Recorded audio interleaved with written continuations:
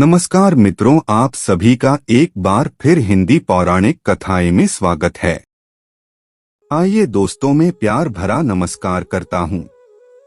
दोस्तों, मैं आपसे बोलता हूं कि इस वीडियो को अधूरा मत छोड़ना, आपको पाप लग सकता है और आप और आपका परिवार संकट में आ सकता है, क्योंकि आज हम जानने वाले हैं पवित्र जल, जिसे हम गंगाजल भी कहते हैं।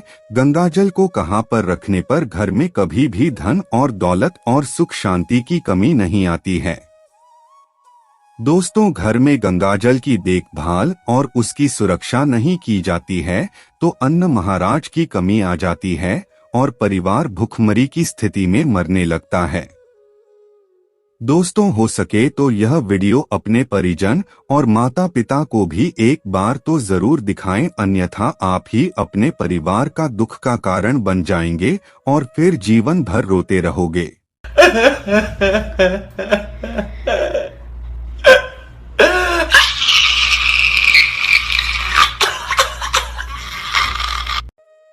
और दोस्तों, यह बात जानना हमारे लिए बहुत जरूरी है, इसलिए बोल रहा हूं कि वीडियो पूरा देखना। दोस्तों, 1 रुपया कमा रहा है, 1.25 रुपए खर्च हो रहा है, घर में पैसा नहीं दिख रहा, टेंशन आए दिन आ रहा है, कुछ ना कुछ काम अटक रहा है, बच्चों का जॉब नहीं लग रहा, बेटियों की शादी, बच्चों का विवाह नहीं हो रहा, संतान प्राप्त नहीं हो रही। एक बार मेरे साथ बोले ओम नमः शिवाय, भक्त हर हर महादेव की जय हो। दोस्तों, शर्माओ मत, जहां से वीडियो देख रहे हो वहीं से ही बोलो दो।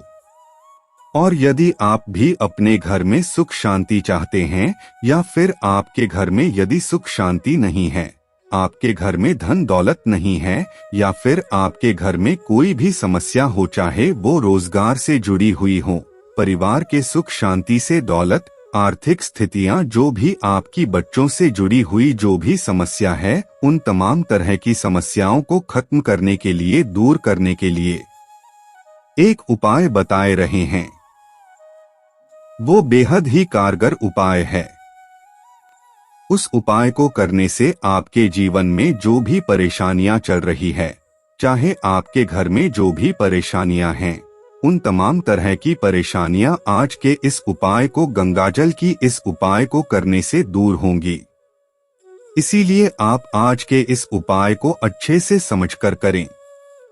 अगर दोस्तों आप इस वीडियो को देखते हुए यहाँ तक आ ही गए हो तो आगे जरूर देखना, और दोस्तों यह वीडियो खत्म होगा ना, तब देखना आपको कैसा महसूस होगा। कहते हैं कि जो भी इस तरह का वीडियो देखता है उसका परिवार हमेशा सुख में जीवन व्यतीत करता है। तो चलिए बिना देर किए हम शुरू करते हैं। दोस्तों, आपके घर में भी 2 तरह की बहू होगी, एक समझदार, एक पागल। अब तुम कैसे पहचानोगे कि कौन सी बहू समझदार है और कौन सी बहू पागल है? बहू को पहचानने का सबसे अच्छा तरीका यह है कि घर में कोई समारोह या फंक्शन होने दो, शादी होने दो, कोई रिसेप्शन होने दो, घर में कोई पार्टी होने दो, घर में कोई कार्यक्रम होने दो, एक बहू ऐसी होगी जो पूरा घर संभाल लेगी। मम्मी जी एक नहीं, मामा जी ने खाना खाया नहीं खाया, काका दिया है कि नहीं, बुआ जी ने ये काम करा ही नहीं करा।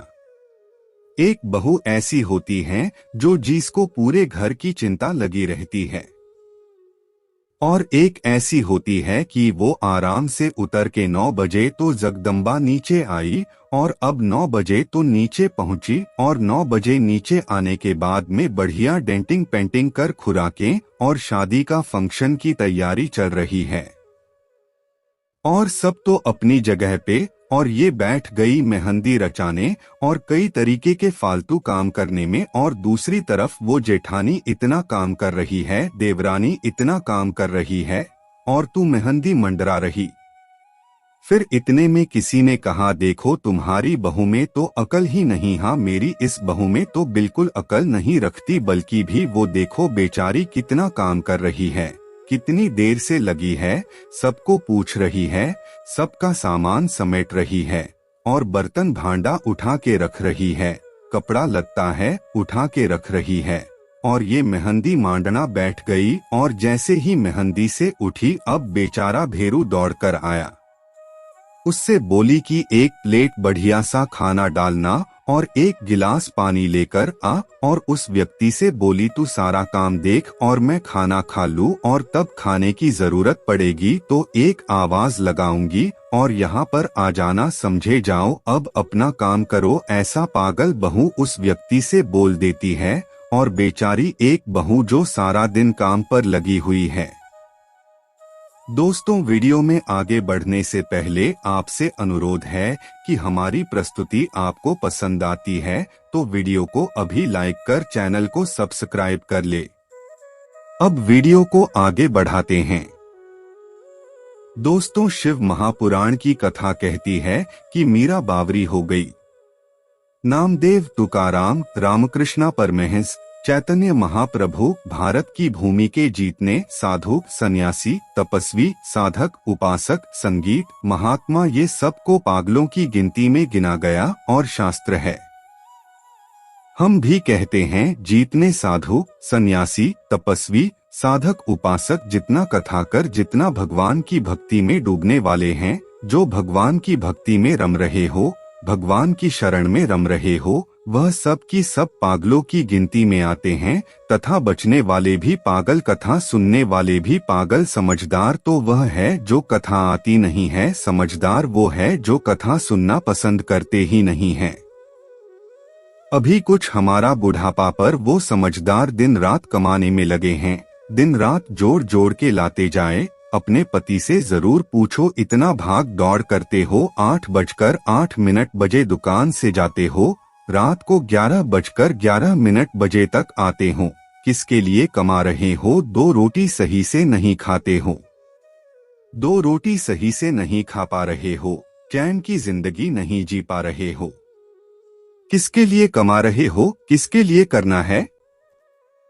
पति कहेगा पत्नी के लिए, बच्चों के लिए, इनको आगे बढ़ाने के लिए, बस यही इनको बढ़ाना है, इनको आगे बढ़ाना है। इनको बढ़ सोच सोच के टेंशन ले लेके शुगर हो गई।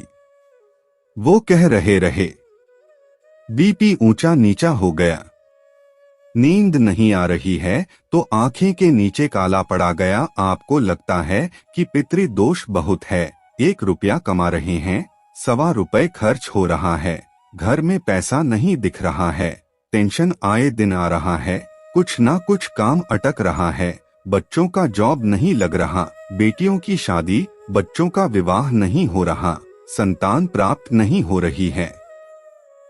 नहीं, आपको लग रहा है कि पितृदोष है। किसी पंडित जी ने आपको बता दिया कि पितृदोष है तो आप घबराना नहीं, अपने को कोई कहीं जाने की जरूरत नहीं है। पितृदोष तो मेरे को कहीं जाना पड़ेगा, मैं क्या करूं, उनको बहुत भारी पितृदोष है। ऐसा कुछ नहीं करना। आपको क्या करना है, गंगा का जल लीजिए और गंगा का जल भरकर एक कलश, श्राद्ध पक्ष के 16 दिन एक कलश में थोड़ा सा गंगा जल डालकर लोटे में पानी भर कलश भर में जल भरकर एक ढक्कन उसमें गंगा जल डाल दीजिए और 2 सफेद मूसली में पटक दीजिए और दरवाजे के पास में कहीं पर भी रख दीजिए और यह काम 16 दिन रखो। दोस्तों, प्रतिदिन एक रखो और उसका पानी पूरी तरह दरवाजे पर छिटे मारो, फिर दरवाजे पर छींटों के साथ ही पितृदोष दूर होगा। गंगा महारानी उस पितृदोष को समाप्त कर देती है क्योंकि शिव के साथ निवास करती है, शंकर के साथ वो रहने वाली है। दोस्तों, गंगा जब चलती है तो शिव से आज्ञा लेकर जाती है कि मुझे ये लेने आया। गंगा शंकर से आज्ञा लेकर जाती है कि ये मुझे ले जा रहा है, ये मुझे लेने के लिए इनके साथ जाना चाहती हूँ, मैं जाऊं। तब शिव क्या कहते हैं? क्योंकि आप सभी लोग जानते ही होंगे कि भगवान शिव ने गंगा को अपनी जटा में धारण कर लिया था और फिर भागीरथ महाराज ने तप कर रहा था। गंगा कहती हैं, भागीरथी के कुल को टालना एक झटका शंकर कहा गई।